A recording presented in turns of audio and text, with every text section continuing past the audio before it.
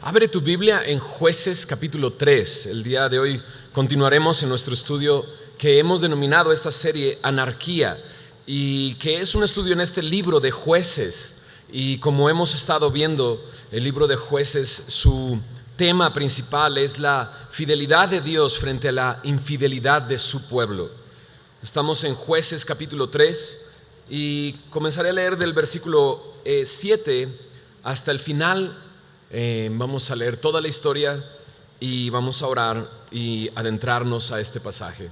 Dice así en el verso 7 de Jueces 3: Hicieron pues los hijos de Israel lo malo ante los ojos de Jehová, y olvidaron a Jehová su Dios, y sirvieron a los Baales y a las imágenes de Acera.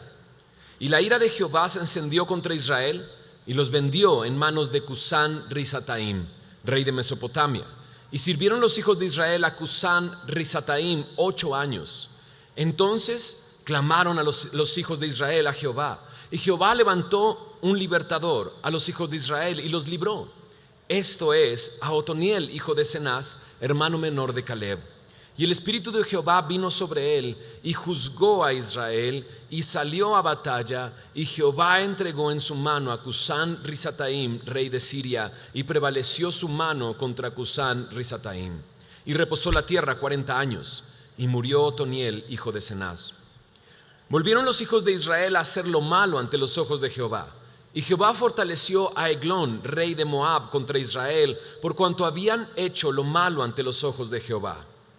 Este juntó consigo a los hijos de Amón y de Amalec, y vino e hirió a Israel, y tomó la ciudad de las palmeras. Y sirvieron los hijos de Israel a Eglón, rey de los moabitas, 18 años. Y clamaron los hijos de Israel a Jehová. Y Jehová les levantó un libertador, a Ahod, hijo de Gera, benjamita, el cual era zurdo. Y los hijos de Israel enviaron con él un presente a Eglón, rey de Moab. Y Ahod se había hecho un puñal de 2 filos de un codo de largo, y se lo ciñó debajo de sus vestidos a su lado derecho. Y entregó el presente a Eglón, rey de Moab, y era Eglón un hombre muy grueso. Y luego que hubo entregado el presente, despidió a la gente que lo había traído. Mas él se volvió desde los ídolos que están en Gilgal y dijo: Rey, una palabra secreta tengo que decirte. Él entonces dijo: Calla. Y salieron de delante de él todos los que con él estaban. Y se le acercó a Ahod, estando él sentado solo en su casa de verano, y Ahod dijo: Tengo palabra de Dios para ti. Él entonces se levantó de la silla. Entonces alargó Ahod su mano izquierda y tomó el puñal de su lado derecho y se lo metió por el vientre. De tal manera que la empuñadura entró también tras la hoja, y la gordura cubrió la hoja, porque no sacó el puñal de su vientre, y salió el estiércol.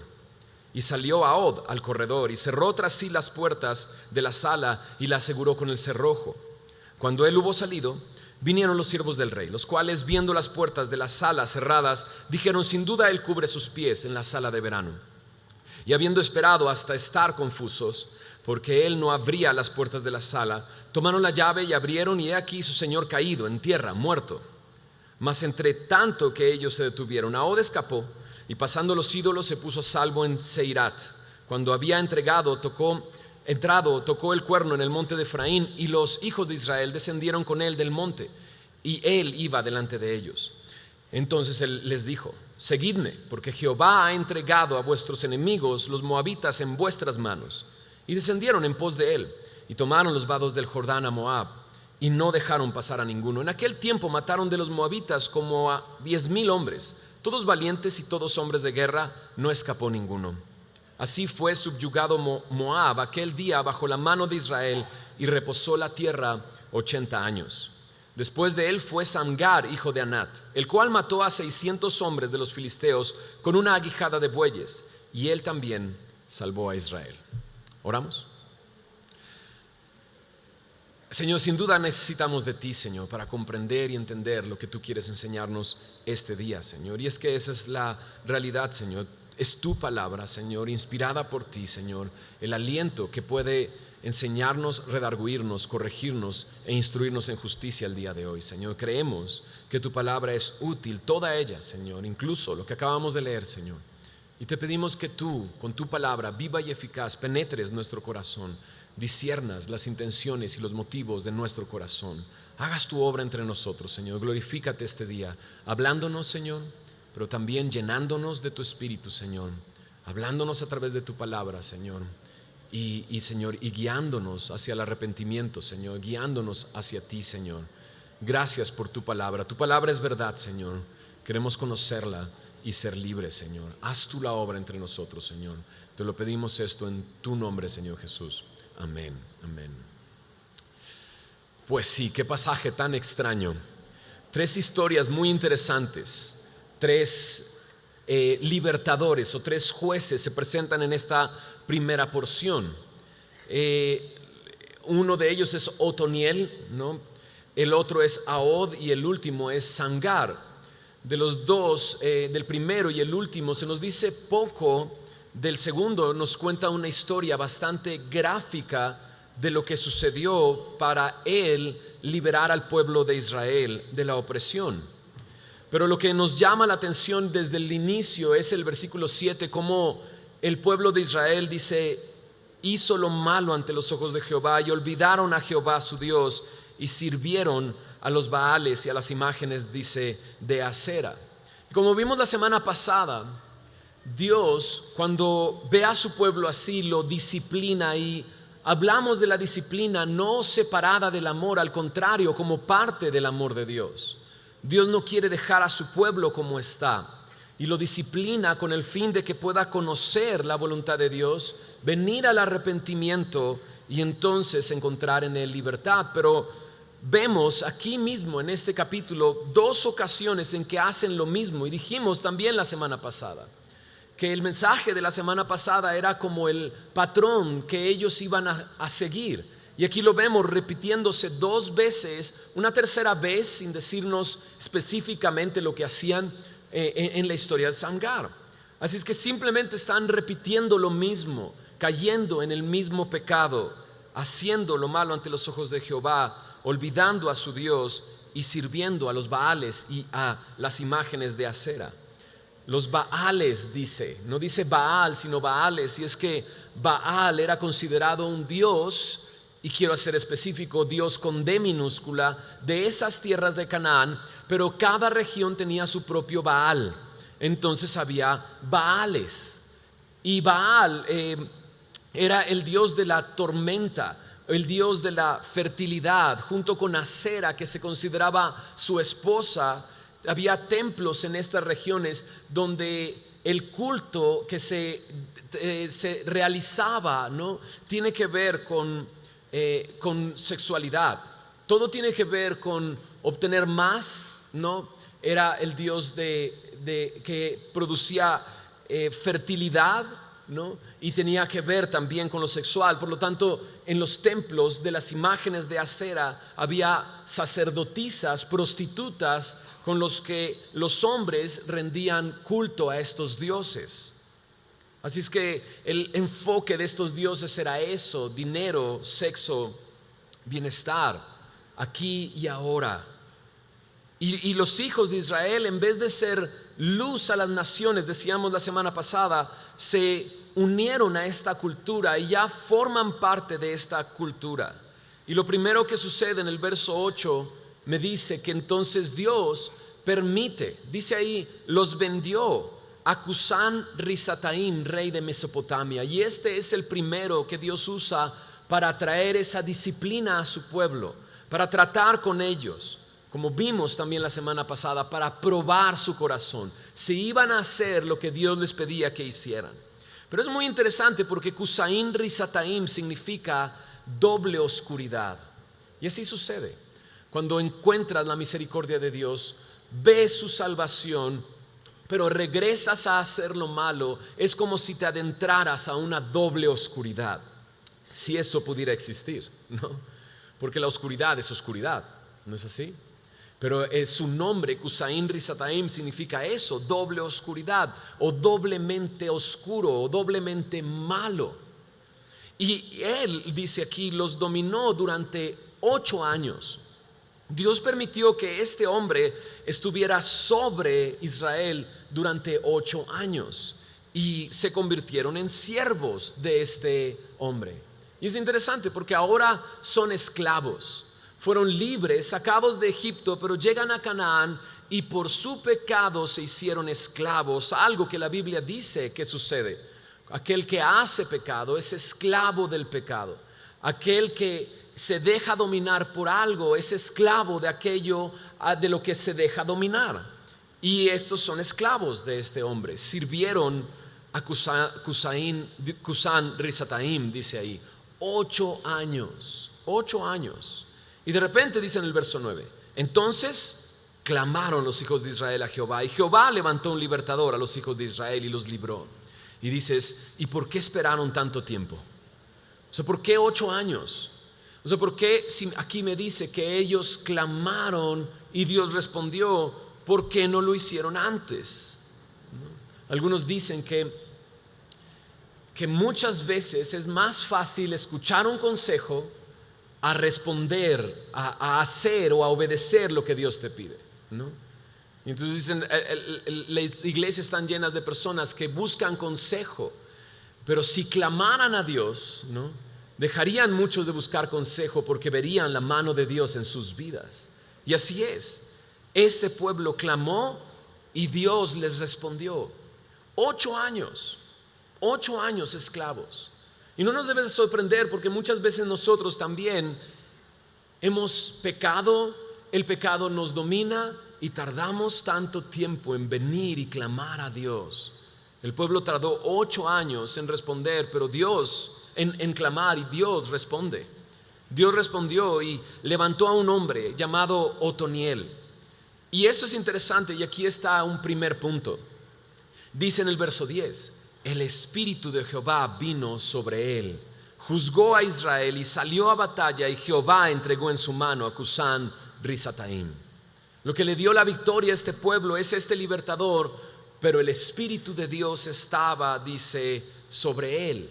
Y esto lo podemos ver en diferentes libertadores o jueces en este libro. Y es lo primero que nos enseña Dios. En Zacarías capítulo 4, en el versículo 6, me dice algo que todo creyente debe de saber. Si no conoces este versículo, anótalo por favor, ponlo ahí en tus notas, porque es esencial para la vida cristiana. Y Otoniel será testigo de esto.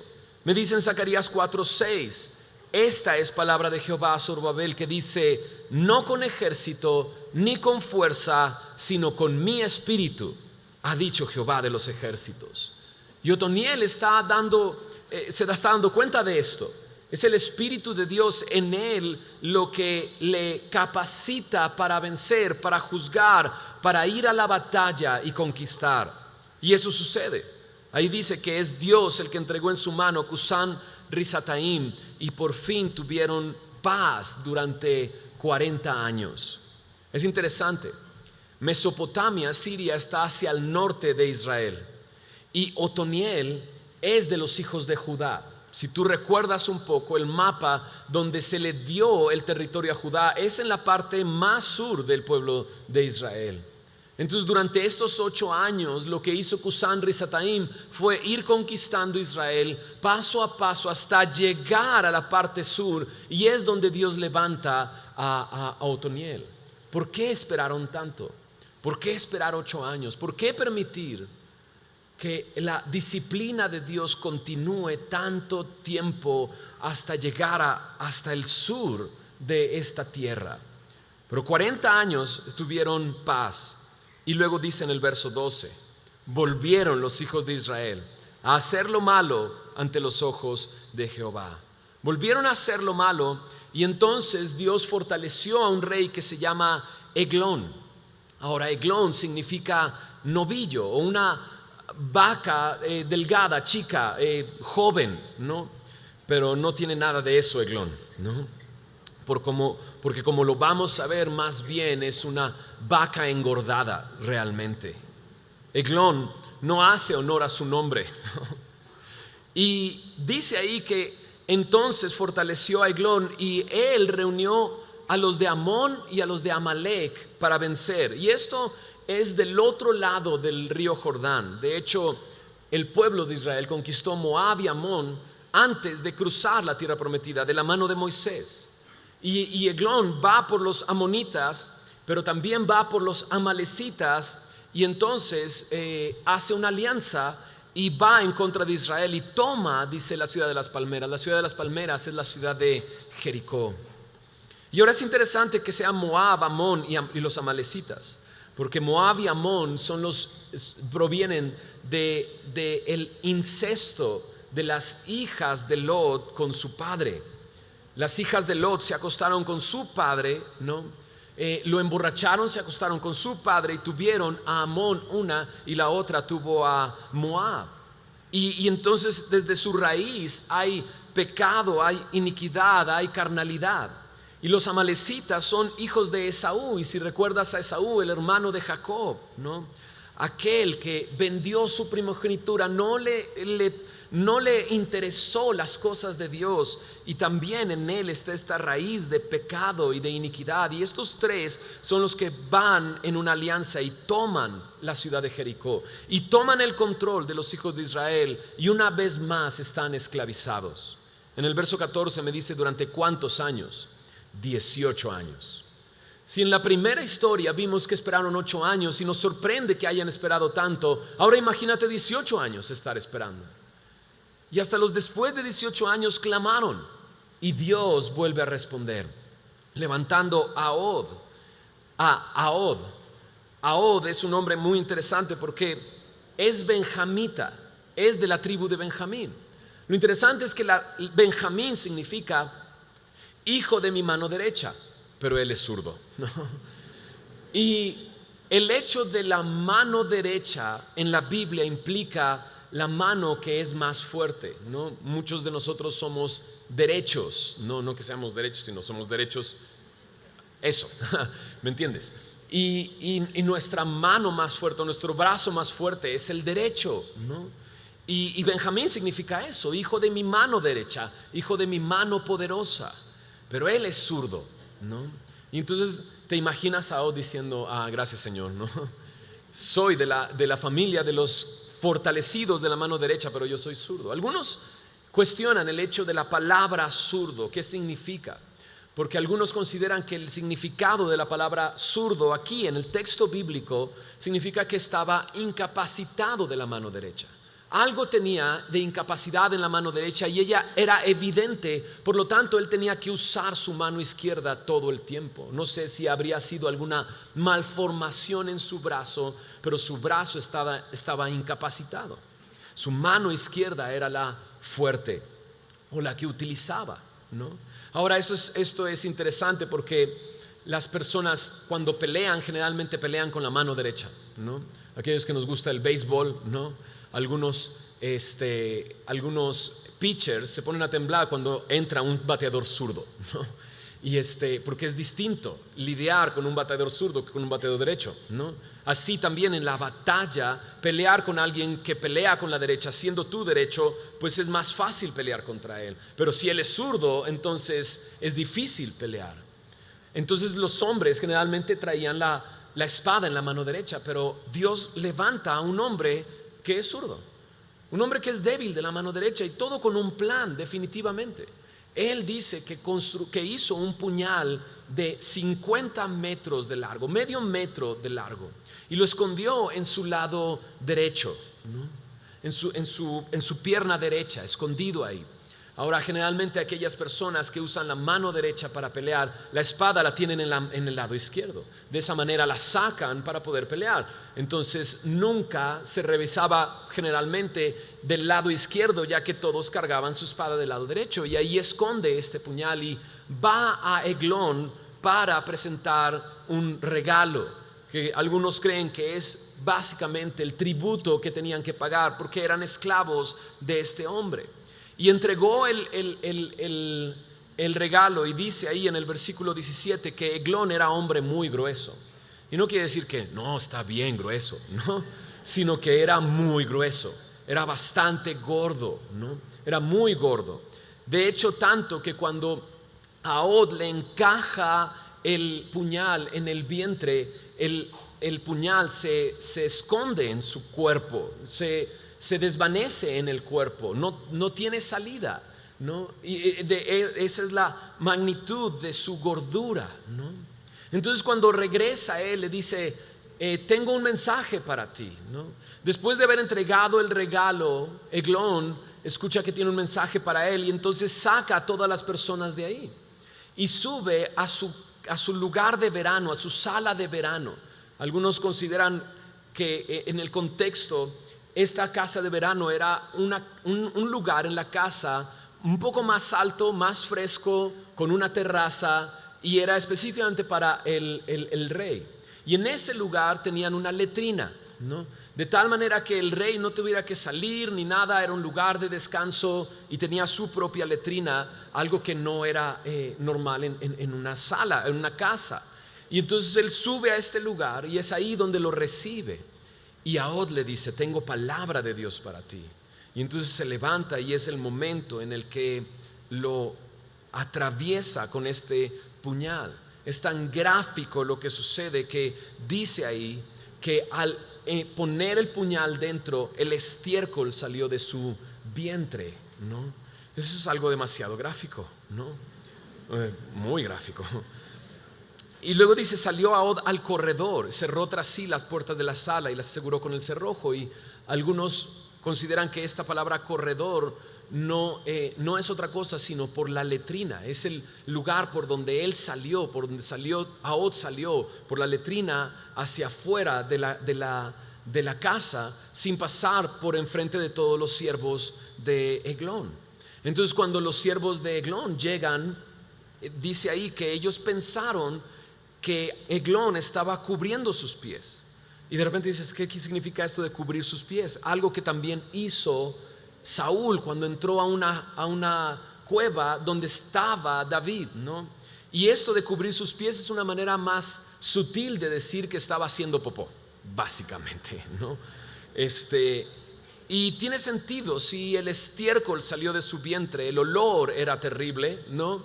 Y ellos pensaron, pues está haciendo sus necesidades, simplemente.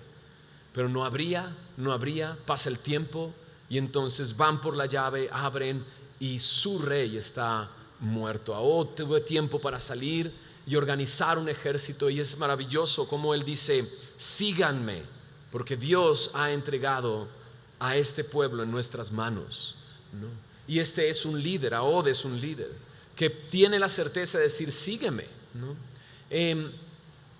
Y las personas lo siguen, y en ese día mataron a 10,000 hombres, todos hombres de guerra, no escapó ninguno, y de esa manera entonces tuvieron paz durante, dice ahí, 80 años. De Samgar, en el verso 31, me dice solamente que mató a 600 hombres de los filisteos con una aguijada de bueyes. La aguijada de bueyes era este tipo de palo que tenía una punta al frente, una base en la parte de arriba, de manera que pudieran picar a los animales y obligarlos a andar. Una aguijada de bueyes. Esto es lo que Dios le dice a Pablo, ¿no? Dura cosa te es dar coces contra el aguijón. Es este tipo de instrumento, ¿no? Y con esa aguijada solamente Samgar mató a 600 hombres de los filisteos. Los filisteos también están en esta zona sur de Israel, así es que todo está sucediendo alrededor de esta zona, ¿no? Y lo ves y dices, ok, muy bien, interesante, extraño, ¿qué hay para mí aquí? ¿No? Y creo que Dios quiere hablarnos a través de estas tres historias, porque son tres cosas las que aparecen en esta historia. La primera, ya la dijimos, es el Espíritu de Dios, ¿no? La segunda aparece en la segunda historia con Ahod, y tiene en este sentido su analogía con esta espada de doble filo. ¿Algo te suena eso? Espada de doble filo, la palabra de Dios, ¿no? Y por último es esta aguijada de bueyes, que realmente es el instrumento de Samgar para trabajar. Simplemente es como aquello que Dios le permitió usar a David para vencer a Goliat. ¿Recuerdas qué era? Pues la pura onda, ¿no? La onda que tenía en la mano David fue lo que utilizó para vencer a Goliat, lo que tenía en la mano. Son 3 cosas. Y sabes, siempre que olvidamos a nuestro Dios, el primer mensaje de esta serie tuvo que ver con eso. No olvidemos lo que Dios hizo por nosotros. No olvidemos lo que Dios hizo por nosotros. Cuando olvidamos lo que Él hizo por nosotros y comenzamos a adentrarnos al pecado y vivimos como cualquier otra persona del mundo. Aquí estoy hablando a creyentes, aquellos que hemos entregado nuestra vida a Cristo, que somos nuevas criaturas, pero que de repente estamos en el pecado. Y no solamente es el pecado lo que nos envuelve, sino que de repente ahora estamos esclavizados por el pecado. Déjame decirte una cosa: si el día de hoy estás tú acá, conoces la misericordia de Dios, si has experimentado la libertad de Dios y estás en pecado el día de hoy, estás esclavizado por el pecado, lo que tienes que hacer es clamar a Dios. No necesitas un consejo más, no necesitas otra cosa más que hacer. El día de ayer comenzó una reunión de semilla en Tijuana, maravilloso, increíble, con mi pastor. Y no estuve en la reunión, estuve unos momentos antes y conocí a un chico que se acercó conmigo después de que compartí un pequeño devocional ahí con la iglesia y dice: me quieren matar. Y yo: ok, estás en Tijuana y alguien te quiere matar, ¿no? Sí, porque estuve involucrado con drogas y me quieren matar, me están buscando para matarme, ¿no? Le digo: ok, y no sé qué hacer, estoy lleno de miedo. Y le dije: bueno, hay otra muerte que es más peligrosa que la muerte que te quieren dar, ¿no? Y le hablé acerca de la salvación. Y entonces de repente él me dice: pero tú cómo ves, me está escuchando, pero ves que sus ojitos están como en otro pensamiento. Y de repente me dice: ¿qué piensas tú de la marihuana? ¿No? Y yo: ¿qué pienso de la marihuana? ¿No? Pues, ok, ¿no? Le digo: pues que está mal, ¿no? Y me dice: sí, ¿verdad? Le dije: pues sí, ¿no? O sea, no te ha llevado nada bueno, te quieren matar, ¿no? O sea, ¿será bueno o será malo? Le digo: pero lo que tú quieres saber no es si es bueno o es malo, sino lo que tú quieres saber es si es pecado o no es pecado. Y entonces me volteé a ver y me dice: sí, ¿no? Y esto ya se lo has preguntado varios. Sí, ¿no?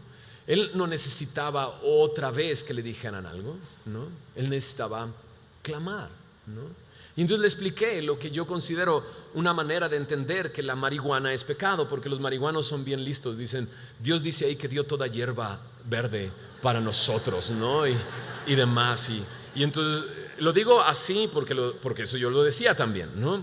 Y entonces era así: no, y además es natural, brother, ¿no? O sea, es natural, Dios lo dio en su naturaleza, ¿no? Entonces es natural y no me meto nada químico, sino solamente es lo natural, ¿no? Pero en realidad le decía yo: el primer mandamiento, solamente el primer mandamiento, dice Jesús, es amar a Dios con todo tu corazón, con toda tu alma y con toda tu mente. Y cuando tú estás drogado, no está toda tu mente contigo y no puedes amar a Dios con toda tu mente. Para mí eso es suficiente para decir que la marihuana es algo que es pecado, porque no puedes ni siquiera cumplir el primer mandamiento, amar a Dios con toda tu mente. Y entonces él se quedó: no, pues sí me hace sentido, ¿no? Y le digo: pero es que no necesitas otra explicación más. Él no necesita otra explicación más de qué es pecado. Él lo que necesita es clamar. Y si tú estás en pecado, ¿por qué vas a esperar más? ¿Por qué vas a esperar más? Escucha bien lo que dice aquí: clamaron y Jehová respondió levantando a un libertador. ¿No es increíble? Dios levanta, Dios responde cuando clamamos a Él. En Jeremías capítulo 33, en el versículo 3, escucha lo que dice Jeremías 33:3. Dice: clama a mí y yo te responderé y te enseñaré cosas grandes y ocultas que tú no conoces. Entonces es una promesa de Dios: clama a mí y yo responderé. No esperes más, clama a Él. La Biblia me dice que aquel que invoca el nombre de Dios será salvo. Ahora, ¿qué hará Dios? ¿Va a levantar un libertador? No, la Biblia me dice que Dios ya envió a su Hijo Jesucristo como nuestro Salvador. Y viviendo una vida justa y santa fue a la cruz para pagar el precio de nuestros pecados, para librarnos del pecado y darnos libertad y darnos su justicia. El Salvador ya entregó su vida por ti y lo único que tienes que hacer es clamar. Clama a Él y Él te va a responder. Ahora, entiendo una cosa, porque es algo que estamos viviendo incluso como iglesia, ¿no? En consejería nos encontramos con hombres que tienen tiempo conociendo al Señor, pero que su vida no refleja que conocen a Dios. Y de repente surge esta duda de ¿conoce a Dios o no conoce a Dios? Porque si conociera a Dios no haría lo que está haciendo, ¿verdad? Y pensamos en esto. O hombres que han creído en el Señor Jesús, pero no tienen victoria sobre el pecado, sino que se mantienen en ese pecado, esclavizados por el pecado. Y aquí hay un ejemplo para todos aquellos que están en este punto. ¿Qué fue lo que vino sobre Otoniel para darle la victoria en la batalla? El Espíritu Santo. Sí. La Biblia me dice que todo creyente, cuando cree en el Señor Jesús, es bautizado por el Espíritu para ser parte de la iglesia. Esa es la manera en que formamos parte de la iglesia. El Espíritu Santo viene a nosotros y hace morada en nosotros. Pero la Biblia también me dice que nosotros podemos apagar el Espíritu o apagarlo, ¿no? Entristecerlo, incluso dice la palabra. Podemos entristecer al Espíritu, podemos contristar al Espíritu. Y necesitamos ser llenos del Espíritu Santo. Me llama la atención que aquí dice cuando vino sobre él el Espíritu Santo. En Hechos capítulo 1, versículo 8, Jesús le dice a sus discípulos: recibiréis poder cuando haya venido sobre vosotros el Espíritu Santo, y me seréis testigos en Jerusalén, en toda Judea, en Samaria y hasta lo último de la tierra. El Espíritu Santo es la promesa del Padre, dice Jesús. Él les promete: yo no te voy a dejar huérfano. Iré al Padre y le pediré y le rogaré que envíe a otro consolador, alguien para que esté a tu lado. Y dice ahí Jesús: para que esté contigo para siempre, que no te deje en ningún momento, que esté contigo para siempre. Y dice: ese es el Espíritu Santo que está con ustedes, pero estará también en ustedes, hará morada en ustedes. Pero luego Jesús les dice: pero vendrá el Espíritu Santo y estará sobre ustedes. Y creo que algunos de nosotros no hemos vivido ese momento, que el Espíritu Santo venga sobre nosotros para que nos capacite y nos dé poder. ¿Poder para qué? Para ser testigos. A veces nosotros vivimos nuestra vida cristiana, pero no tenemos nada que testificar. No testificamos nada, ni siquiera nuestra propia familia, porque no podemos testificar de nada. Creemos en lo que Jesús dijo, pero no lo vivimos. Y yo creo que lo que necesitamos de eso es de su Espíritu. Y Jesús dice claramente en Lucas capítulo 11, en el versículo 13, lo que tienes que hacer. Dice: si vosotros, siendo malos, sabéis dar buenas dádivas a vuestros hijos, dice, ¿cuánto más vuestro Padre Celestial dará? ¿A quién dice? El Espíritu Santo a los que se lo pidan. Entonces lo que tienes que hacer es pedir que el Espíritu Santo controle tu vida. ¿Sabes? Dice un comentarista, ¿no? Muchos tienen el Espíritu Santo, pero el Espíritu Santo no los tiene a ellos. ¿Entiendes el concepto? Sí, he creído en Él y el Espíritu Santo está en mí, mora en mí, pero el Espíritu Santo no está controlando mi vida. Él no me tiene a mí. Y el Espíritu Santo es Dios, es una persona, y necesito rendirme a su voluntad y dejar que Él me guíe a toda verdad. Ahorita veremos un poco más acerca de esto. ¿Sabes? Clama el día de hoy. No necesitas escuchar otro consejo.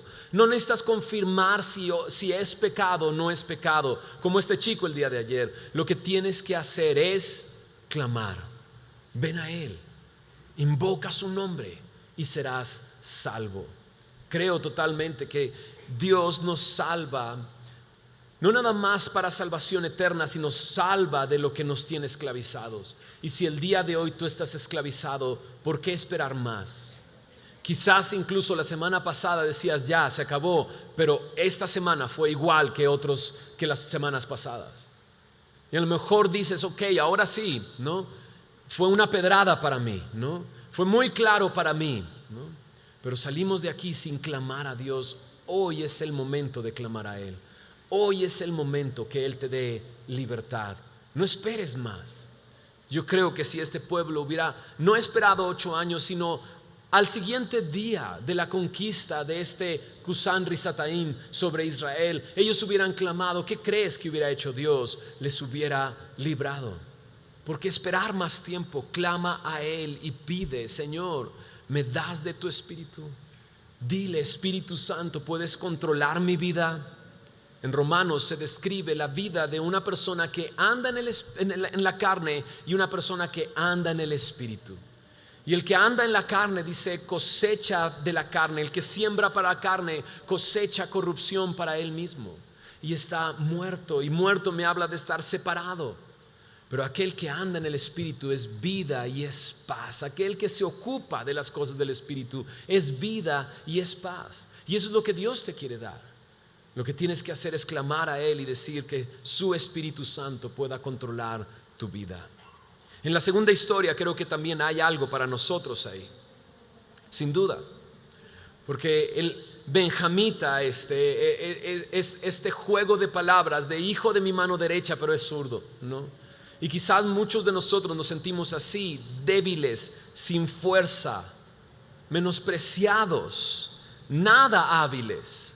Y podrías decir eso, sabes que no soy hábil, no soy fuerte. Y sabes, Jesús no te pide que seas fuerte, no te pide eso. O sea, es más, ¿sabes lo que dice la palabra de Dios acerca de cuando nos sentimos oprimidos, cargados, cansados? Dice Jesús, venga a mí todo aquel que está cansado y trabajado, yo te haré descansar. No dice Jesús, te voy a dar más lecciones para que puedas aguantar más, ¿no? Te voy a dar ciertas lecciones para que entonces tu espalda se haga más grande y entonces puedas cargar más. No, Él dice, ven a mí, solamente ven a mí y yo te daré descanso. Es más, dice, echando toda vuestra ansiedad sobre Él, porque Él tiene cuidado de vosotros. ¿Sabes? Te sientes débil, gloria a Dios. Es más, si has llegado al punto de decir, no puedo, gloria a Dios. Porque a lo mejor todo este tiempo lo que has dicho es, voy a poder, sí, voy a poder, me voy a recuperar, voy a hacerlo, sí, lo voy a hacer. Y no has podido hacerlo. Pero has llegado al punto de decir, no puedo, soy débil, no tengo habilidad. Y Dios quiere librarte. La Biblia me dice que Él escogió lo débil, lo menospreciado, lo que no es, para avergonzar a lo fuerte, para avergonzar a lo sabio, para avergonzar a lo que sí es. Y me dice ahí, y esto solamente lo hace Dios para que entonces nadie se gloríe y diga, ¿viste que sí puedo? Sino lo dice para que entonces si alguien se gloría, si alguien algo le es motivo de orgullo, sea Dios. Si alguien se gloríese en Dios. Y poder decir, sabes, es que yo no podía, pero Él pudo. Yo no podía, pero Él pudo. Él lo hizo en mí. Y Él lo quiere hacer en ti. Y entonces aquí está este hombre, Eglón, ¿no? Y Eglón en esta historia me parece este hombre que vive para sí mismo solamente. Vive para sí mismo, deleitándose simplemente. El hecho de que él sea un hombre muy grueso, ¿no? Un hombre gordo, implica que no hacía nada, no iba a la guerra, no batallaba, no caminaba, lo cargaban para arriba y para abajo y lo alimentaban todo el tiempo. Y sabes, quizás en tu vida espiritual es así. no has venido a la palabra, no has venido a clamar a Dios, no pasas tiempo en oración, no pasas tiempo en tu devocional, sino que vives para tus deleites, y mientras más lo alimentas, más grande, más gordo, más pesado, ¿sabes? Y estoy hablando espiritualmente, ¿no? No estás tú para saberlo ni yo para contarlo, pero ya sabes qué voy a decir. He bajado 20 kilos de hace 8 meses para acá, 20 kilos. Pesaba 99.8, ¿no? Ahora estoy pesando 79.8. Ya sé, ya me pasé, pero bueno, tengo que hacer músculo, dice mi esposa, entonces voy a estar trabajando en eso. Pero todo comenzó, ¿no? Porque me invitaron a jugar básquet, o quedamos de jugar básquet, ¿no? Entonces fuimos a jugar básquet y no podía agarrar un solo balón, ¿no? Mi cuerpo decía, ve por el balón. Mi mente decía, ve por el balón, ¿no? Y mi cuerpo se quedaba estático, era así como, ok, no responde mi cuerpo, ¿no? Y pasaban enfrente de mí, no me podía ni siquiera agachar, ¿no? Y fue cuando me di cuenta, estoy muy pesado. Y muchos me dicen, pues ni te veías, estás tan alto, ¿no? Pero ahora me ven flaco y dicen, oye, te ves muy distinto. Y entonces digo, ¿entonces se notaba o no se notaba? ¿No? Claro que se notaba, ¿no? Pero de repente estás acostumbrado, y así es, espiritualmente. Cuando no estás yendo a la palabra, cuando no estás clamando, cuando no estás obedeciendo y nada más te estás deleitando, de repente estás así, ¿no? Y no te das cuenta, y puedes aparentar algo que no eres. Y puedes estar en la iglesia aparentando que eres espiritual, pero no eres. Y lo único que es deleitarte en tus placeres, en tus cosas, en el pecado, esclavizado. Y ahí va Ahod con un regalo más, ¿no? Engórdese más, mi rey, ¿no? Y así nos engordamos más y más y más espiritualmente. Pero de repente llega Ahod con una palabra de Dios, ¿no? Y dices, órale, la palabra de Dios, y le encaja un puñal, ¿no? Pues la Biblia me dice en Hebreos capítulo 4, mira cómo lo dice en Hebreos capítulo 4 en el versículo 12. Hebreos 4 verso 12 me dice, porque la palabra de Dios es viva y eficaz, y más cortante que toda espada de 2 filos, y penetra hasta partir el alma y el espíritu, las coyunturas y los tuétanos, y discierne los pensamientos y las intenciones, dice, del corazón. Y esto es lo segundo. Lo primero, necesito el Espíritu de Dios, pero lo segundo es la palabra. Necesito que la palabra penetre mi corazón.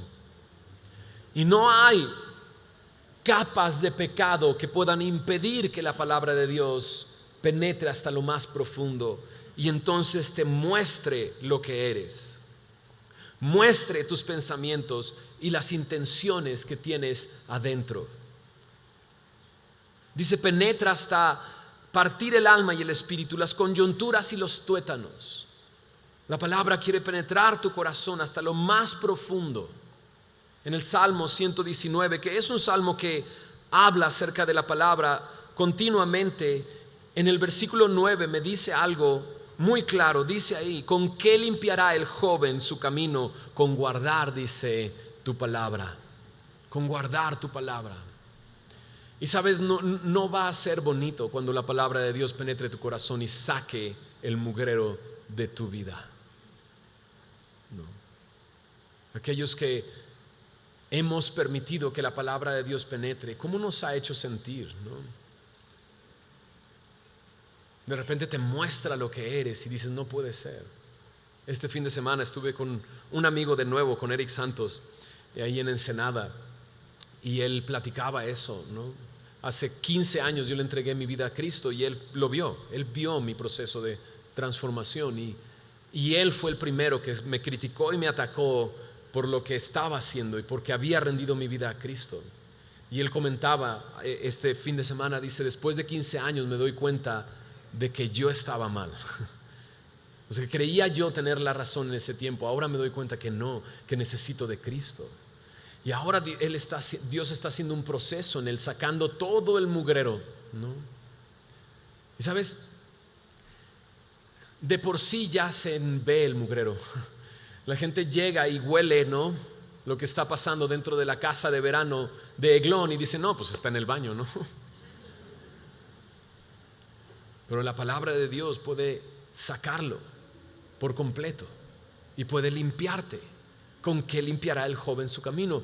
Guardando la palabra de Dios. Comienza a leer la palabra. Mira lo que dice en Juan capítulo 8 en el versículo 31 al 36. Juan capítulo 8, Jesús está hablando con algunos judíos que habían creído en Jesús. Algunos judíos que habían creído en Él, y les dice: si vosotros permaneciereis en mi palabra, seréis verdaderamente mis discípulos y conoceréis la verdad, y la verdad os hará libres. Ellos escuchan esto, ¿no? Y les dice Jesús: aquí estas cosas, si permaneces en mi palabra, entonces serás verdaderamente mi discípulo, conocerás la verdad te hará libre. La Biblia me dice que el Espíritu Santo es el Espíritu de verdad, pero también la Biblia me dice que Jesús es la verdad. Él dice: yo soy el camino, la verdad y la vida. Dice acerca del Espíritu que glorifica al Hijo, a Jesucristo, y Él es el Espíritu de verdad que guía a toda verdad, nos guía a Jesucristo. Conoceréis la verdad y la verdad te hará libre. Está hablando de conocer a Jesús a través de su palabra y su Espíritu de verdad trayéndonos libertad. Y luego dicen ellos les dicen: pero linaje de Abraham somos, jamás hemos sido esclavos de nadie. ¿Cómo dices tú seréis libres? ¿No? Y es esto. De repente aquel que se ha estado deleitando en sí mismo, en sus deleites, en su pecado, de repente dice y reacciona de esa manera. ¿Qué? ¿Cómo me dices eso? Yo nunca he sido esclavo de nada, ¿no? Y dices: no, sí. Jesús dice esto: de cierto os digo, que todo aquel que hace pecado, esclavo es del pecado. Y el esclavo no queda en la casa para siempre, el Hijo sí queda para siempre. Así que si el Hijo del Hombre os libertare, seréis verdaderamente libres. Jesucristo puede traerte libertad, y es a Él de quien la Biblia da testimonio. En la cruz del Calvario pagó el precio de nuestros pecados para traernos libertad. Él recibió el castigo que nosotros merecíamos y nos ha dado su justicia, y eso lo encontramos en su palabra. ¿Sabes? Pide el Espíritu Santo, clama, pero también permite que la palabra de Dios penetre tu corazón y saque todo el mugrero de ti, te limpie por completo. Clama a Él. ¿Qué le voy a decir? La Biblia me dice que si confiesas tus pecados, Él es fiel y justo para perdonar tus pecados y limpiarte de toda maldad. Ven y ponte de acuerdo con Él. Llámale pecado a lo que Él le llama pecado, y ven a Él, clama a Él y pide que su Espíritu controle tu vida. Y apégate a la palabra y permanece en su palabra, y Dios te hará libre. La última historia de Samgar también dice al final del versículo, del último versículo de Jueces 3, me dice ahí: y también salvó a Israel. Lo salvó con algo que tenía a la mano, una aguijada de bueyes solamente. Y mencionamos a David utilizando aquello que tenía a la mano, una honda y una piedra, para vencer a Goliat. Pero también recordamos a Moisés, que Dios le dice: ¿qué tienes en tu mano? Y él dice: la vara, una vara. Y entonces esa es la vara que se convierte ahora en la vara de Dios, con la cual parte el mar Rojo en dos. Pero también recordamos a este jovencito que cuando había necesidad de dar de comer a 5,000 hombres más sus mujeres e hijos, en sus manos solamente tenía 5 panes y 2 pececillos. Y eso fue lo que Dios usó. Les he contado que en el momento en que yo le entregué mi vida a Cristo, pues yo me dedicaba a hacer rimas, a rapear, a hacer rap. Simplemente eso, era todo lo que hacía, esa era mi vida. Y al tratar de alimentar mis rimas nuevas, lo que hice fue leer la palabra para buscar maneras de expresar lo que ahora estaba viviendo. Y fue la excusa perfecta para meterme a la palabra, ¿no?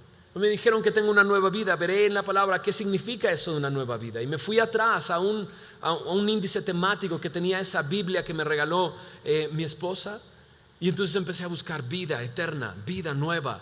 Y empecé a ver todos los versículos que hablaban acerca de esa vida eterna y esa vida nueva. Y simplemente era para escribir una canción y decirle a mis cuates, mira, ahora escribo esto, ¿no? Pero no me daba cuenta que lo que estaba haciendo era permanecer en su palabra, conociendo la verdad, y la verdad me hizo libre. ¿Sabes? Dios utilizó lo que había en mis manos, mi deseo de hacer canciones, nada más. Yo no sé qué esté en tus manos, pero Dios quiere usarlo. Dios quiere usarlo. Quizás se trata de tu familia y tus hijos, y muchas veces has escuchado, ¿por qué no les lees la palabra? ¿No? Y a lo mejor incluso tus hijos te han dicho, papá, ¿me lees la palabra? ¿No? Y simplemente comienza a hacer eso, y Dios va a usar eso para traerte libertad. ¿Sabes? Dios puede utilizar una onda y una piedra, una vara o una guijada de bueyes para traer libertad. Ve lo que tienes en tu mano, ve lo que haces. Dios quiere involucrarse en toda nuestra vida. Cantábamos hace unos momentos, ¿no? Quiero ser tu amigo, ¿no? Y quiero caminar contigo, ¿no? Pero lo estamos haciendo porque toda nuestra vida se trata de Él. Ayer le decía a este chico, pero ¿cómo le hago? Porque salgo de aquí y vuelvo a hacer lo mismo, ¿no?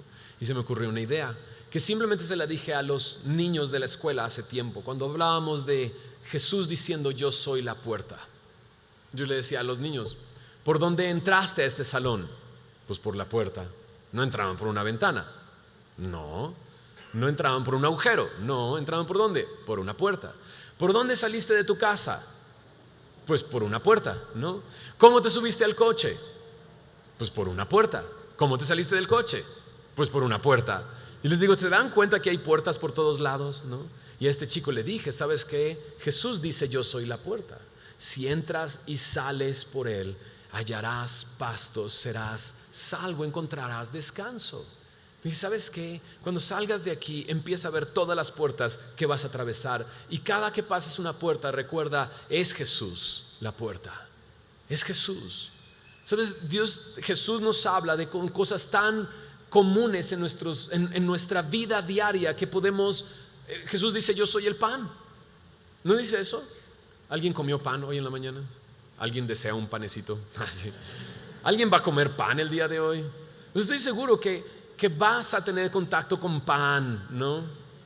Y nada más piensa cada vez que tomes un pan, hey, Jesús dijo, yo soy el pan de vida. ¿Entiendes? Yo soy la puerta. Es más, Jesús dice, yo soy la luz, ¿no? ¿Alguien utilizó luz el día de hoy? Entonces te levantas y prendes la luz, y simplemente el ver que la oscuridad se va en el momento que prendes la luz te debe de ayudar a recordar, Jesús, si tú estás en mi vida, no andaré en tinieblas. ¿Entiendes? Todo lo que está a tu mano, Dios lo quiere usar para Él traerte libertad. Le dije a este chico, ahora que vayas por cualquier lado donde vayas y veas una puerta, recuerda, Jesús es la puerta, ¿no? Él es la puerta. Si tú entras y sales, entonces cada vez que veas una puerta, dile, Señor Jesús, quiero entrar y salir por ti y ser salvo, líbrame. ¿No es increíble? 3 cosas: el Espíritu Santo, la palabra de Dios y lo que tienes a mano. Él puede utilizarlo. Él levantó 3 libertadores. Nosotros tenemos un Salvador, Jesucristo nuestro Señor. No olvides lo que Él ha hecho por ti. Ven a Él, ven a Él. ¿Por qué no oramos? Señor Jesús, gracias por tu palabra y estas historias que son tan extrañas, Señor. Tú a través de ellas has venido a hablar a nuestros corazones. Señor, tú conoces a cada uno de los que estamos aquí, y conoces a aquel que el día de hoy puede ver que su vida está esclavizada, que es un esclavo. Señor, y tú conoces a aquel que vive en la carne y no vive andando en el Espíritu, que ha apagado tu espíritu o contristado tu espíritu durante tiempo. Y Señor, y tú hoy nos hablas. Clama a mí y yo te responderé. Te mostraré cosas grandes, ocultas, que no conoces. cosas maravillosas. Tú quieres traernos libertad. Señor, y el día de hoy te pedimos que tú uses tu palabra, Señor, para penetrar nuestro corazón, Señor. Tú conoces a aquel cuyo corazón ha sido expuesto este día, Señor, y le has mostrado las intenciones de su corazón, los pensamientos de su corazón. Señor, que tu palabra pueda traer libertad, Señor, el día de hoy. Y Señor, tú puedes utilizar cada cosa que está a nuestro alrededor para recordarnos quién eres tú, Señor, y lo que has hecho por nosotros. Señor, te pido que tú hagas esto también, Señor.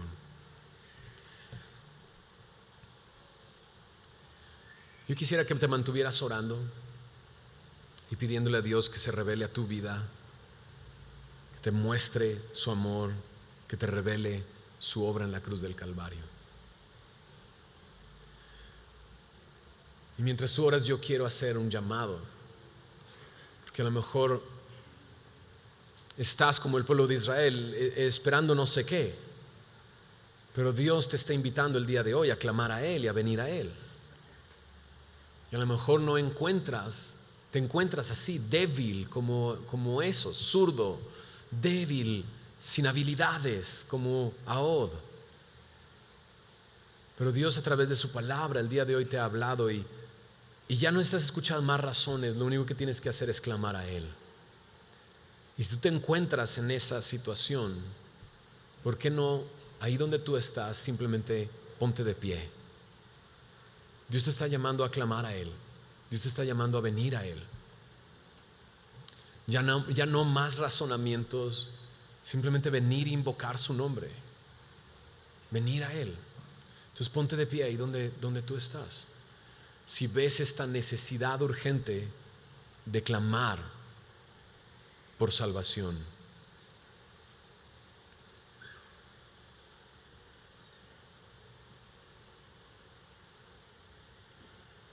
no esperes más.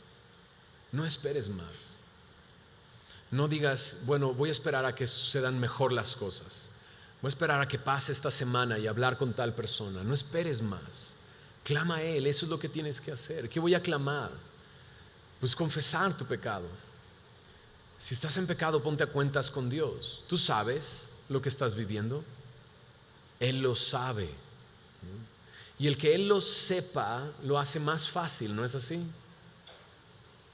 Porque puedes decirle, sabes, Señor, vengo a confesar algo que tú ya sabes.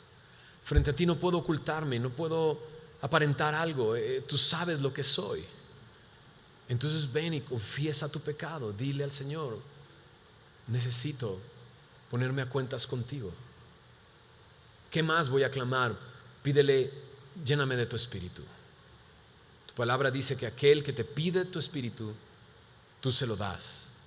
Y yo quiero clamar, dame de tu espíritu, dame tu Espíritu Santo. Es que ahí donde tú estás, dile, Espíritu Santo, ven sobre mí. Espíritu Santo, dame de tu capacidad y de tu poder. Quiero ser libre hoy. Quiero ser libre hoy. ¿Qué más voy a clamar? Pues si la palabra de Dios puede hacer esto, sacar el mugrero de mi vida, ¿por qué no clamas y le dices al Señor, dame hambre de tu palabra? Dame hambre de justicia, de conocerte. Pon en mí este deseo de venir a tu palabra y de leer tu palabra y de conocerte a través de tu palabra y que me hagas libre. Quiero ser tu discípulo. Quiero permanecer en tu palabra. Comienza a orar ahí donde tú estás por estas peticiones. Hazlo con tus palabras.